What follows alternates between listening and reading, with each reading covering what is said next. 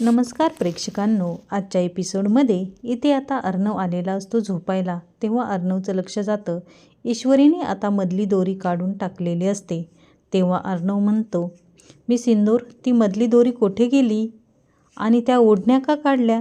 तेव्हा ईश्वरी म्हणते, सर, त्या मी काढून टाकल्या, मला आता त्याची काही गरज वाटत नाही.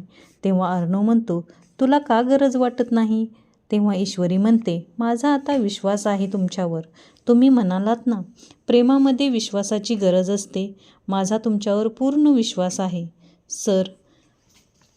तेव्हा अर्णव म्हणतो, खरं सांगू का मी सिंदूर, आज ताईच्या चेहऱ्यावरती आनंद आणण्यासाठी जे काही केलं आहे ना, त्यासाठी मनापासून धन्यवाद, थँक्यू. तेव्हा ईश्वरी म्हणते, त्या फक्त तुमच्या ताई नाहीत, त्या माझ्याही ताई आहेत. तुम्ही माझ्या कुटुंबासाठी काय काय करता सर. मी केलं तर काय झालं, मला माहीत आहे. तुम्ही माझ्या कुटुंबासाठी का करता? अर्णव म्हणतो, करतो मी सिंदूर. तेव्हा ईश्वरी म्हणते, मी जिम्मेदारी आहे सर म्हणून तुम्ही करता ना. तर अर्णव म्हणतो, मी सिंदूर, तू माझी जबाबदारी आहेस म्हणून करत नाही. तर ईश्वरी म्हणते, मग का करता सर?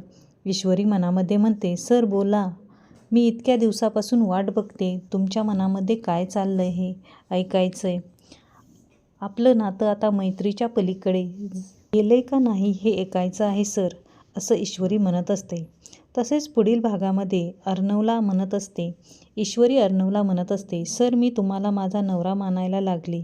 मी तुमचा नवरा म्हणून स्वीकार केलाय. इथे ईश्वरी राकेशचं बोलणं ऐकते. तो म्हणत असतो, हे बघ, हे सामान आहे ना, ते 4 लाखाचं असेल. तू मला 3 लाख दे.